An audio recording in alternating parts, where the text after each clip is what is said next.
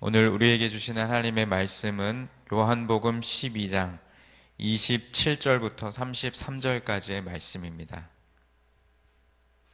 요한복음 12장 27절부터 33절까지의 말씀입니다.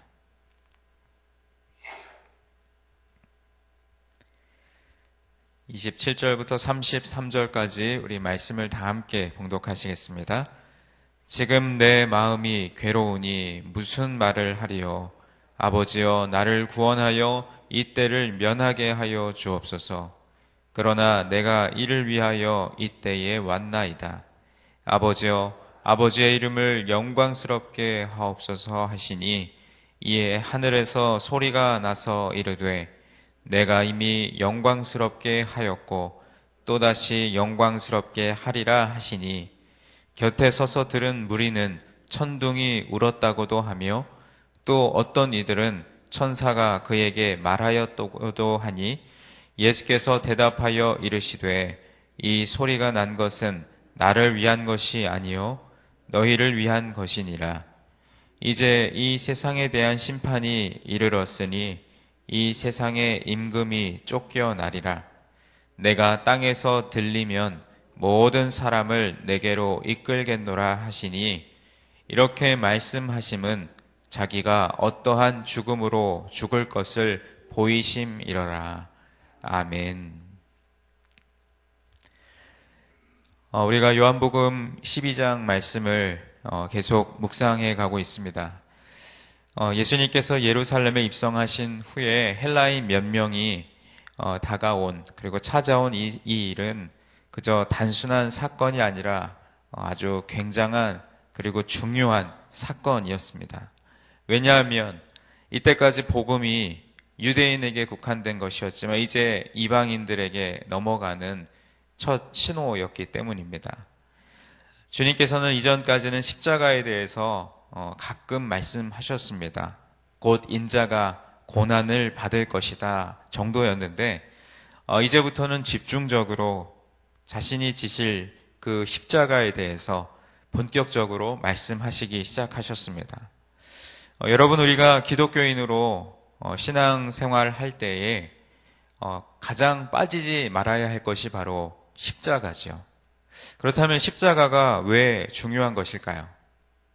하나님과 우리 사람이 이어지는, 단절되었던 그 관계가 회복되는 통로가 되기 때문입니다. 그래서 사도 바울은 에베소서 2장 14절로 18절 말씀에서 이렇게 말씀합니다. 그는 우리의 화평이신지라 둘로 하나를 만드사 중간에 막힌 담을 허시고 원수된 것 곧 의문에 속한 계명의 율법을 자기 육체로 폐하셨으니, 이는 이 둘로 자기의 안에서 한 새 사람을 지어 화평하게 하시고 또 십자가로 이 둘을 한 몸으로 하나님과 화목하게 하려 하심이라. 원수된 것을 십자가로 소멸하시고 또 오셔서 먼 데 있는 너희에게 평안을 전하고 가까운 데 있는 자들에게 평안을 전하셨으니, 이는 저로 말미암아 우리 둘이 한 성령 안에서 아버지께 나아감을 얻게 하려 하심이라. 아멘. 결국 주님께서는 이 십자가를 통해 하나님과 원수된 인간이 하나님께로 나아갈 수 있는 유일한 방법, 유일한 길을 제시해 주셨습니다. 그런데 여러분, 우리가 함께 읽은 오늘 본문 27절 말씀을 보니까 예수님께서 하나님 아버지께 올려드리는 기도가 등장하는데, 이렇게 고백하시죠. 지금 내 마음이 괴로우니 무슨 말을 하리요. 아버지여, 나를 구원하여 이 때를 면하게 하여 주옵소서. 결국은 예수님도 인성을 가지셨기에 십자가에서 죽으실 것을 생각하면 마음이 괴로우셨던 것입니다. 이 때를 면하게 하여 주옵소서라고 하는 이 기도가 우리에게 그 겟세마네 위에서 기도하셨던 그 기도를 생각나게 합니다. 예수님은 겟세마네 동산에서 십자가를 바라보시면서 땀방울이 핏방울이 되기까지 기도하셨습니다. 그러면서 이 잔을 내게서 옮겨 주옵소서라고 3번이나 간곡하게 기도했습니다. 하나님께서 나를 구원하셔서 이 때를 면하게 하여 달라고 기도하셨습니다. 그러나 예수님은 하나님의 뜻과 자신의 사명을 생각하시고는 27절 후반부에 이렇게 고백하셨죠. 그러나 내가 이 때를 위하여 왔나이다.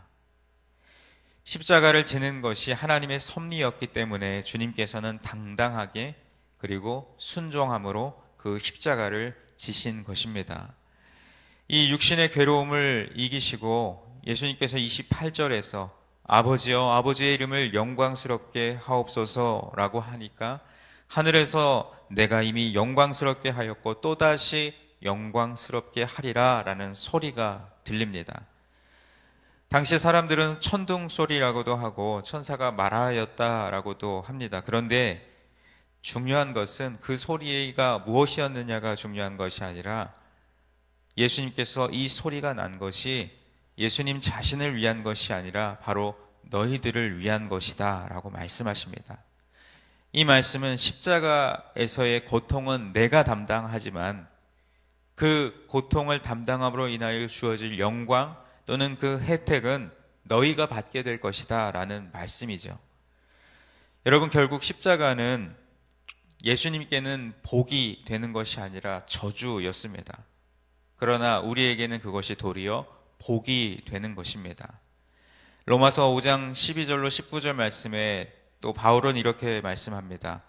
한 사람 아담으로 말미암아 모든 사람에게 죄와 죽음과 저주와 심판이 임했고 한 사람 예수 그리스도가 십자가에서 죽음으로써 온 인류가 죄를 용서받고 죽음과 저주와 심판에서 구원받으며 영원한 생명을 누리게 된다라고 말씀하셨습니다. 그래서 여러분, 십자가는 고통으로 끝나는 것이 아니라 십자가는 우리에게 영광이고 또 복이 되는 줄로 믿습니다. 그래서 우리에게 그 십자가가 드러내고 자랑해야 할 대상인 것입니다.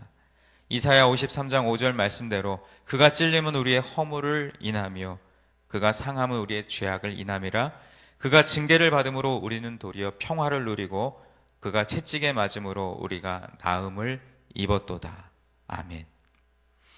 오늘 새벽 예배에 나오신 사랑하는 성도 여러분, 예수님은 우리도 육신의 생명을 죽이고 우리 자신을 부인하는 일에 괴로움이 따를 것이지만 그러나 하나님의 뜻을 기억하고 그 괴로움을 이기기를 원하십니다. 예수님께서 하나님의 뜻에 순종하셔서 우리를 위한 구원의 길을 열어주셨듯이 우리가 그리스도인으로서 그렇게 하나님께 영광 돌리는 길을 선택한다면 우리에게는 그것이 고난일지 모르고 우리에게 그것이 어려움일지 모르지만 그 선택으로 인하여 누군가는 생명의 길로 인도함을 받고 그리고 하나님께 영광을 돌리게 되기 때문입니다. 그래서 십자가를 동전의 양면과도 같다라고 표현합니다. 한 면은 고통이지만 뒤집어 보면 그 고통 이면에 영광이 있다라는 것이죠. 그런데 절대로 변하지 않는 순서가 있습니다. 이 고통을 통과하지 않으면 어떠한 영광도 없다는 것입니다. 그래서 로마서 8장 18절에서도 생각컨대 현재의 고난은 장차 우리에게 나타날 영광과 좋게 비교할 수 없도다. 고통 뒤에 비로소 영광이 온다는 것입니다. 그래서 저와 여러분은 현재 우리가 어떠한 고난 가운데 있더라도 그것을 견디고 또 참고 순종해야 하는 것입니다. 고통이 오면 축복이 다가온다라는 것을 기억하고 더욱 기도하고 또 더욱더 말씀을 붙드는 일을 힘써야 할 줄로 믿습니다. 제가 어제 오후에 저희 교구의 어떤 집사님 부부가 한양대 병원에 계셔서 신방을 다녀왔습니다. 이 집사님께서, 이 남자분 집사님이 얼마 전부터 이 그 혀 밑에 있는 침샘에 자꾸 이상 증세가 있어서 병원에 갔는데 엑스레이도 찍어보고 CT도 찍어봤는데 병원에서 아주 뚜렷하게 어떤 원인을 말씀해 주시지 않고 지금 일주일째 입원하고 계시다고 이제 말씀을 하시더라고요. 우리가 어떤 원인을 알아도 그것을 치료하기 위해서 병원에 입원하면 그것이 그렇게 힘이 들고 또 아픈 일인데 하물며 내가 아픈데 원인을 모른다면 그것만큼 참 답답한 일이 없는 것 같습니다. 그래서 어제 그 집사님 부부의 이야기를 쭉 듣는데 얼마 전에 어렵게 직장도 얻으시고 그리고 이제 기도하면서 인생길을 지금까지도 잘 걸어오셨는데 왜 본인들에게 이런 안타까운 일이 생겼는지 그렇게 하시면서 눈물을 흘리시더라고요. 제가 목회자로서 드릴 수 있는 말씀은 뭐 저는 의사도 아니고 또 이 일이 왜 그 가정에 일어났는지 사실은 저도 잘 알지 못하고, 그러나 오늘 이 말씀을 묵상하고 또 설교를 준비하면서 그저 그분들에게 권면할 수 있는 것은 지금 우리가 겪고 있는 이 어려움의 시간, 영문도 모르고 또 사실은 이 질병의 원인조차도 지금 병원에서 뚜렷하게 말하지 못하는 그런 상황이지만, 그러나 분명히 하나님께서 이 일을 통해서 집사님 내외 분에게 분명한 하나님의 뜻을 이루실 것입니다 라고 권면 드릴 수 있는 것, 그것은 십자가를 지신 예수님이 그렇게 살아가셨고 그렇게 돌아가셨고 그리고 다시 살아나셨기 때문에 우리는 그 예수님의 십자가를 바라보며 희망할 수 있게 되는 줄로 믿습니다. 오늘 본문 31절에서 예수님은 자신의 죽음의 의미를 말씀해 주십니다. 예수님께서 십자가에서 죽으심으로 이 세상의 임금 사탄은 심판을 받고 쫓겨나게 된다고 말씀하십니다. 더 이상 자기 마음대로 사람들을 죄와 사망으로 끌고 갈 수 없게 된다는 것입니다. 그래서 우리는 예수님의 이름으로 사탄을 대적하고, 그리고 우리가 영적인 싸움이라고 이야기하는 그 치열한 전투에서 승리로 이끌어 주시는 것입니다. 또 예수님께서 부활하시고 승천하셔서 많은 사람을 구원하시고 하나님 나라에 갈 수 있는 특권을 허락하십니다. 그래서 십자가는 죽음이 아니라 생명의 십자가이고 고난이 아니라 영광의 십자가인 줄 믿습니다. 오늘도 여전히 우리의 마음을 시험케 하는 사탄의 유혹과 또 영적인 싸움들이 여전히 우리에게는 존재합니다. 우리가 우리 자신을 부인하지 못하게 하고 우리의 십자가를 지지 못하게 하고 주님을 따라가지 못하게 막아서지만, 우리는 하나님의 뜻을 기억하고 예수님의 이름으로 그 사탄을 물리치고 내게 놓여있는 여러 가지 상황 속에서 오직 주님만을 붙들며 십자가를 바라보며 나아가야 할 줄로 믿습니다. 우리의 육신의 생명이 이 땅에서의 삶이 영원한 것이 아닌 줄을 안다고 죽이고 버릴 수 있습니다. 그래야 우리가 하나님께 귀히 여김을 받고 하나님께 영광을 돌리며 살아갈 수 있는 것입니다. 또 우리가 우리 자신을 죽이고 우리 자신을 부인하고 복음을 전해야 또 다른 사람을 살릴 수 있습니다. 우리를 통해서 우리 여러분의 가족과 이웃과 친지들이 함께 영원한 생명을 얻게 하기 위해서 겸손하게 그들을 섬기며 생명으로 인도하여 하나님께 영광을 돌리는 우리가 되기를 원합니다. 우리만 믿고 우리만 은혜 받고 우리만 영생을 얻어 천국에 가는 것이 아니라 사랑하는 내 가족, 내 남편, 내 아내, 우리 자녀, 손주들, 더 멀게는 낯선 사람에 이르기까지 하나님께로 돌아오도록 이끄는 그 일이 우리에게 일어나야 할 줄로 믿습니다. 그때가 언제인지 알 수 없지만 하나님의 때에 하나님의 방법으로 그분들의 걸음을 주님께로 인도하여 주실 줄로 믿습니다. 32절 말씀에 내가 땅에서 들리면 모든 사람을 내게로 이끌겠노라 하시니, 이 말씀은 곧 이제 예수님께서 자신이 십자가를 짊어지신다라는 뜻입니다. 계속해서 말씀드리지만 십자가는 고통이지만 우리가 자신의 십자가를 지면 하나님의 나라에 들어갈 수 있게 되는 것입니다. 그래서 예수님께서도 누누이 성경을 통해서 누구든지 자기 자신을 부인하고 나를 쫓으라, 그렇지 아니하면 내 제자가 되지 못한다라고 말씀하셨습니다. 오늘 마지막 본문 33절 말씀에 이렇게 말씀하심은 자기가 어떠한 죽음으로 죽을 것을 보이심이로라.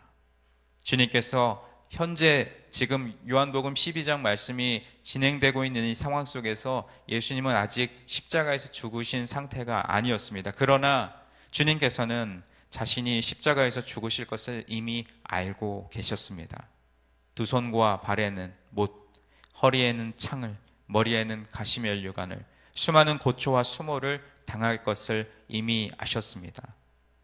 그러니 얼마나 많은 압박과 스트레스를, 그리고 오늘 말씀에도 괴로움을 느끼셨겠습니까? 그러나 이 모든 역경을 극복하고 십자가를 지실 수 있었던 것은 하나님의 섭리, 그리고 자기에게 주어진 사명에 순종하셨기 때문입니다.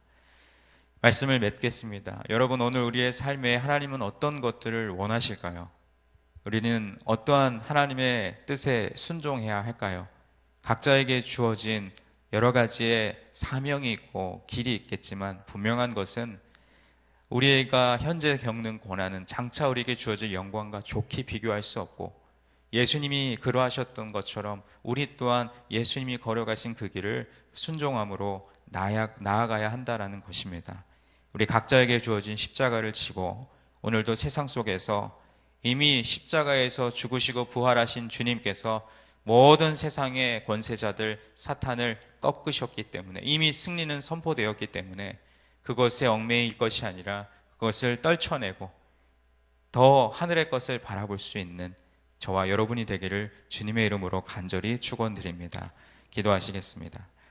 하나님 아버지, 예수님께서 십자가에서 죽으심과 부활의 그 사건을 이미 아시면서 인간의 그 마음으로는, 심정적으로는 그것이 너무나 괴롭고 고통스러운 것이었지만, 그러나 오늘 말씀에도 기록되어 있듯이 그것이 아버지께, 하나님께 영광을 돌리는 일이라면 묵묵히 순종하겠다고 고백하셨던 그 예수님의 모습을 닮아 우리도 여러 가지 우리 삶에 놓여있는 어려움과 아픔, 또 고난이 있지만, 여전히 그 고난 때문에 허덕이고 있지만, 하나님께서 그 고난 이면에 십자가의 영광을 바라보게 하시고 우리에게 주어진 삶의 축복을 기대하고 소망할 수 있는 믿음을 우리에게 허락하여 주시옵소서.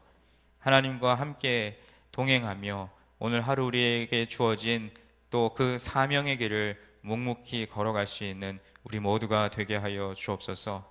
우리의 기도, 우리의 간구가 나의 뜻을 구하는 기도가 아니라 내 뜻과는 맞지 않다 할지라도 하나님의 뜻이라면 순종할 수 있는 믿음도 우리 모두에게 허락하여 주옵소서.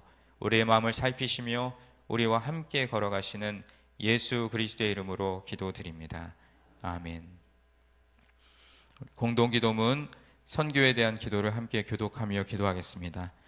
모든 민족과 나라에 십자가의 복음을 전하도록 온 세계에 12개의 선교센터를 세우게 하옵소서.